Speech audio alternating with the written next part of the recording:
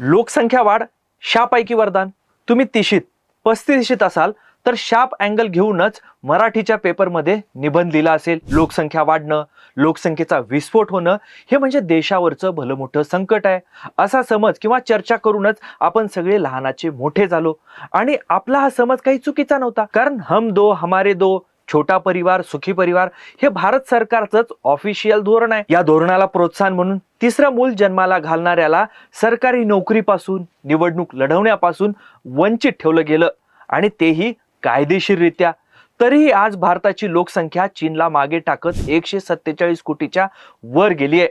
जगातील एकूण लोकसंख्येपैकी जवळपास 17.8% लोकसंख्या एकट्या भारतात राहते. भारत जगातला सर्वाधिक लोकसंख्या असलेला देश आहे. इतकंच नाही तर भारतातल्या लोकांचं सरासरी वय हे 29.2 महिने इतकं आहे. म्हणजे सरासरी वय तरुण आहे.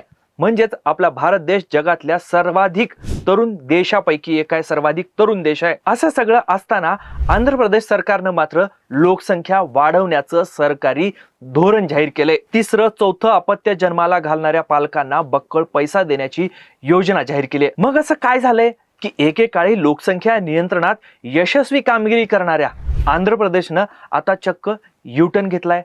त्यांना आता जास्त मुलं का हवी आहेत? हा मतदार वाढवण्याचा खेळ आहे की सामाजिक संकट आहे, देशावरचं संकट आहे? आणि महाराष्ट्रासाठी या सगळ्यामधून काय मेसेज आहे? आजच्या व्हिडिओमध्ये आपण या संपूर्ण प्रकरणाचं विश्लेषण करणार आहोत.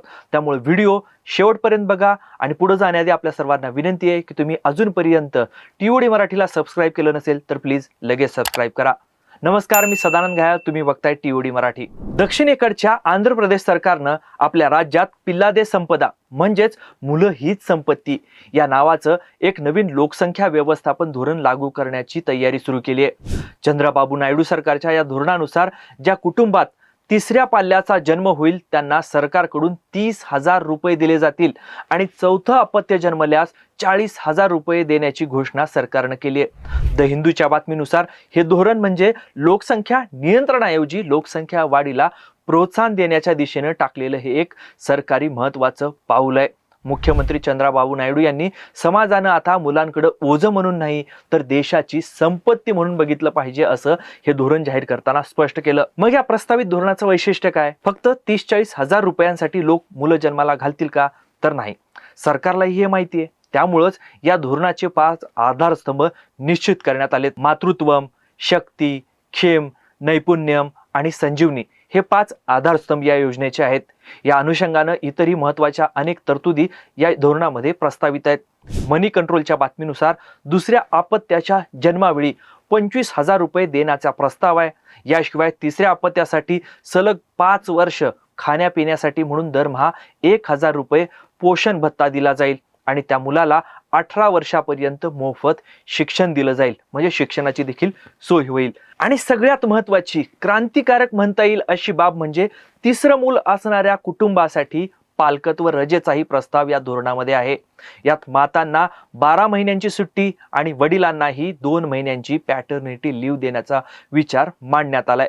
पण मग अचानक सरकार लोकसंख्या वाढीच्या विचारावर का आलं? ही योजना का जाहीर केली? तर यामागचं मुख्य कारण समजून घेण्यासाठी आपल्याला थोडं लोकसंख्येचं गणित आहे ते समजून घ्यावं लागणार आहे. मनी कंट्रोलच्या एका बातमीनुसार आंध्र प्रदेश सरकारचा टोटल फर्टिलिटी रेट म्हणजेच एकूण जननदर वेगानं खाली आलाय. सरकारनं यातच पुढचा धोका ओळखलाय. काय आहे धोका? तर सोप्या भाषेत सांगायचं झालं तर एका महिलेनं तिच्या संपूर्ण जीवनकाळामध्ये सरासरी किती मुलं जन्माला घातली याला एकूण जननदर म्हणजेच TFR म्हणतात. कोणत्याही देशाची किंवा राज्याची लोकसंख्या स्थिर राहण्यासाठी हा जननदर किमान 2.1 असणं आवश्यक असतं. यालाच रिप्लेसमेंट लेवल म्हणतात. पण आंध्र प्रदेश विधानसभेत खुद्द मुख्यमंत्र्यांनी मांडलेल्या आकडेवारीनुसार 1993 मध्ये आंध्र प्रदेशचा जननदर 3.0 इतका होता. तो आता घसरून 1.5% आलाय. मुख्यमंत्री चंद्रबाबूंच्या मते हा जननदर असाच वेगानं खाली येत राहिला, घसरत राहिला तर काम करणाऱ्या तरुण वर्गाची, वर्किंग क्लासची संख्या झपाट्यानं कमी होईल, आणि त्याचा फटका थेट राज्याच्या आर्थिक विकासाला खीळ बसेल. सध्या राज्यातील तब्बल 58% कुटुंबामध्ये म्हणजेच 3 लाख कुटुंबात केवळ एकच मूल आहे. 2023च्या आकडेवारीनुसार हाच ट्रेंड जर कायम राहिला तर 2047 सालापर्यंत आंध्र प्रदेशातील तब्बल 23% लोकसंख्या ही वृद्ध झालेली असेल. तरुण कामगार कमी आणि पेन्शन घेणारे वृद्ध जास्त, अशी एक विचित्र विरोधाभासी भयानक स्थिती निर्माण होईल राज्यामध्ये. हाच धोका ओळखून आंध्र सरकारनं लोकसंख्या संवर्धनाच्या दिशेने हे पाऊल टाकलेलं आहे. मग लोक कमी मुलं का जन्माला घालतायत? तर 1980 आणि 90च्या दशकात महाराष्ट्रासह तुम्ही भारताच्या नकाशावर जर नजर टाकली तर महाराष्ट्राच्या खाली संपूर्ण दक्षिण भारतात कुटुंब नियोजनाच्या योजना अतिशय प्रभावीपणे राबवल्या गेल्या. केंद्र सरकारचंच हे धोरण होतं. त्यामुळे हम दो हमारे दो हेच सूत्र लोकांच्या मनावर बिंबवलं गेलं. यातूनच आता आम्ही दोघं आणि आमचं एक असं एक नवं सूत्र निर्माण झालंय. मग असं का झालं? तर यामागेही अनेक सामाजिक आणि आर्थिक कारण आहेत. लोकसंख्या शास्त्राच्या अभ्यासकांच्या मते वाढतं शहरीकरण, वाढता महागाईचा दर म्हणजे महागाई जी वाढते ती, आणि महत्त्वाचं म्हणजे शिक्षणाचा वाढलेला खर्च, यामुळं आजकालची जोडपी मायक्रो फॅमिली संस्कृतीला पसंती देत आहेत. आजकाल शहरांमध्ये राहण्याचा खर्च इतका वाढलाय की 2 मुलांना दर्जेदार गुणवत्तापूर्ण शिक्षण देणं, त्यांना वाढवणं हे मध्यमवर्गीय कुटुंबाच्या आवाक्याबाहेर गेले. तसंच महिलांच्या शिक्षणाचं प्रमाणही वाढले आणि त्या आपल्या करिअरला प्राधान्य देत आहेत. दुसरी गोष्ट म्हणजे लग्नाचं वयही वाढत चाललंय. त्यामुळं आपोआपच जनन दर कमी झालाय. एकच मूल जन्माला घालायचं आणि त्याच्यावरच सारं लक्ष फोकस करायचं, केंद्रित करायचं, असा कल ट्रेंड आपल्याला या नव्या जोडप्यांमध्ये झालेला बघायला मिळतोय. पण मग ही योजना खरंच यशस्वी होईल का? हा तर कळीचा मुद्दा आहे. पॉप्युलेशन फाउंडेशन ऑफ इंडियाच्या कार्यकारी संचालिका पूनम मुत्रेजा यांनी NDTVवरच्या एका चर्चेत याबद्दलच सविस्तर मांडणी केली. त्यांच्या मते केवळ आर्थिक आमिष देऊन दाखवून फर्टिलिटी रेट वाढवण्याचे प्रयोग जगात कुठेही सहसा यशस्वी झालेले नाहीत. 30,000 किंवा अगदी 1 लाख रुपये दिले तरी ही परिस्थिती सहज बदलणार नाही. कारण महिला या लोकसंख्या वाढवण्याची कोणतीही मशीन किंवा साधनं नाहीत. जगभरातल्या अशा प्रयोगांकडेही त्यांनी लक्ष वेधलं. दक्षिण कोरिया, जपान आणि इटली यासारख्या विकसित देशांनी अब्जावधी डॉलर्स खर्च करूनही तिथला जनन दर वाढलेला नाही. दक्षिण कोरियाचा दर तर 0.7 इतका खाली आलेला आहे. मुत्रेजा यांनी लोकसंख्या संवर्धनासाठीचे काही उपायही सुचवलेत. त्यांच्या मते पैशापेक्षा जास्त गरज आहे ती अफोर्डेबल चाइल्ड केअर म्हणजेच परवडणारी बालसंगोपन व्यवस्था उभारण्याची. तसंच महिलांसाठी कामाच्या ठिकाणी लवचिक वेळा आणि चांगल्या आरोग्य सुविधा उपलब्ध करून द्यायला पाहिजेत. आजकाल महिला त्यांच्या करिअरबाबत जागरूक झालेल्या आहेत. त्यांना नोकऱ्या हव्यात. जोपर्यंत बालमृत्यू दर शून्यावर येत नाही आणि मातांचं आरोग्य सुरक्षित होत नाही तोपर्यंत केवळ पैसा वाटून लोकसंख्या वाढणार नाही. एका मुलाला वाढवण्याचा खर्च इतका प्रचंड झालाय की महिन्याला दिलेल्या 1000 रुपयात साधा औषध पाण्याचा खर्चही भागत नाही. मग जगभरामध्ये काय ट्रेंड आहे? बरं, चंद्राबाबू नायडू जे करतायत ते भारतासाठी, आपल्यासाठी नवीन आहे. जगात मात्र खूप आधीपासून हा ट्रेंड सुरू आहे. अनेक प्रगत देश सध्या या पॉप्युलेशन डिक्लाइनच्या, लोकसंख्या कमी होण्याच्या समस्येशी 2 हात करतायत. जपान, दक्षिण कोरिया, सिंगापूर, इटली आणि रशिया यासारख्या देशांमध्ये मजुरांची टंचाई निर्माण झाली आहे. तिथं तरुणांपेक्षा म्हाताऱ्यांची संख्या वाढली आहे.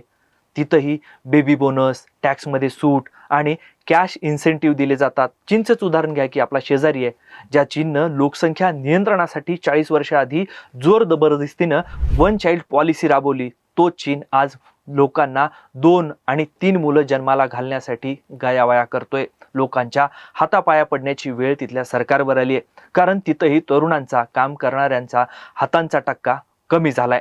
त्यामुळंच आता साऱ्या जगाचा कल लोकसंख्या नियंत्रणाकडून लोकसंख्या व्यवस्थापन, लोकसंख्या संवर्धनाकडे वळलाय. माणसाच्या दणकट जगण्याला किंमत आली आहे. पण पडद्यामागचं खरं कारण काय? डिलिमिटेशनचा धोका आहे का? या सगळ्यात एक राजकीय कारणही दडलंय. आंध्र प्रदेश सरकारनं ही योजना आणण्यामागं फक्त अर्थकारण, समाजकारणच नाही तर राजकारणही आहे. आणि ते राजकारण आहे डिलिमिटेशन म्हणजेच मतदारसंघाच्या फेररचनेचं. संसदेतील, लोकसभेतील जागांचं वाटप हे राज्यांच्या लोकसंख्येवर अवलंबून असतं. ज्या राज्याची लोकसंख्या जास्त त्यांचे खासदार जास्त. पण महाराष्ट्रासह दक्षिण भारतानं गेल्या काही दशकांमध्ये केंद्र सरकारच्या धोरणांचं तंतोतंत पालन करून लोकसंख्या उत्तम प्रकारे नियंत्रित केली. दुसरीकडं UP, बिहार यासारख्या उत्तर भारतातल्या राज्यांमध्ये लोकसंख्या वाढतच राहिली.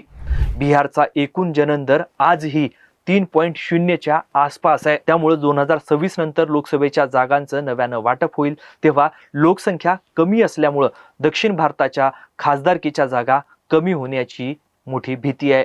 आपण देशाच्या हितासाठी लोकसंख्या कमी केली आणि आता त्याचाच फटका आपल्याला राजकीय सत्ता गमावून बसणार अशी भावना महाराष्ट्रासह दक्षिण भारतीय नेत्यांमध्ये निर्माण झालेली आहे. महिला आरक्षण कायदा लागू करण्यास मतदारसंघ फेररचनेची जोड दिल्यानंच ते लोकसभेतलं जे विधेयक होतं घटनादुरुस्तीचं तेही पडलं, हे देखील आपण इथं ध्यानात घ्यायला पाहिजे. म्हणूनच भविष्यातील राजकीय नुकसान टाळण्यासाठी आणि आपलं राजकीय वचन टिकवून ठेवण्यासाठी लोकसंख्या वाढवण्याची ही धडपड असल्याचंही काही जाणकारांचं म्हणणं आहे. थोडक्यात काय तर आंध्र प्रदेशचा हा निर्णय फक्त एका राज्यापुरता मर्यादित नाही, हा संपूर्ण भारतासाठी एक मोठा धडा आहे. एकीकडे उत्तर भारतात अजूनही लोकसंख्या नियंत्रणासाठी धडपड सुरू आहे, तर दुसरीकडे दक्षिण भारत म्हातारपणाकडे झुकतोय, म्हातारा होतोय. एकाच देशात लोकसंख्येच्या दृष्टीने दोन वेगवेगळ्या समस्या, गंभीर समस्या निर्माण झाल्यात. म्हणजे आता जे लोक 35शीत आहेत ते पुढच्या 25 वर्षात 70ीत पोहोचतील, तेव्हा 35शीतल्या या तरुणांची सेवा करायलाही कुणी असेल का, हा गंभीर मुद्दा आहे. नरेंद्र मोदी सरकारनं 2047 मध्ये देशाच्या स्वातंत्र्याला 100 वर्ष होताना विकसित भारत उभा करण्याचं लक्ष ठेवलंय. पण पैसा कमवणारी महाराष्ट्र, तामिळनाडू, केरळ, आंध्र प्रदेश, तेलंगणा हीच राज्य म्हातारी होत असतील तर भारत विकसित कसा होणार, हाही एक गंभीर प्रश्न आहे. पण या निमित्तानं एका नव्या चर्चेला तोंड फुटलंय हे मात्र नक्कीच. पण तुम्हाला काय वाटतं, आंध्र प्रदेश सरकारचा हा निर्णय योग्य आहे का? महाराष्ट्र सरकारनं ही अशी योजना राबवण्याची गरज आहे का? लोकसंख्या वाढीत धर्माचा अँगल आणणं योग्य आहे का? नवनीत राणांबद्दल तुमचं मत काय? खाली कमेंट करून नक्की सांगा. हे माहितीपूर्ण विश्लेषण तुम्हाला आवडलं असेल तर लगेच व्हिडिओला लाईक करा. घरातल्या तरुण मंडळींना व्हिडिओ व्हॉट्सअपवर शेअर करायला विसरू नका. चर्चा करा त्यांच्यासोबत आणि अशाच सखोल अभ्यासपूर्ण विश्लेषणासाठी आपल्या TOD मराठी चॅनलला यूट्यूबवर सबस्क्राईब करायला विसरू नका. हा व्हिडिओ शेवटपर्यंत बघितल्याबद्दल आपल्या सर्वांचे खूप खूप धन्यवाद.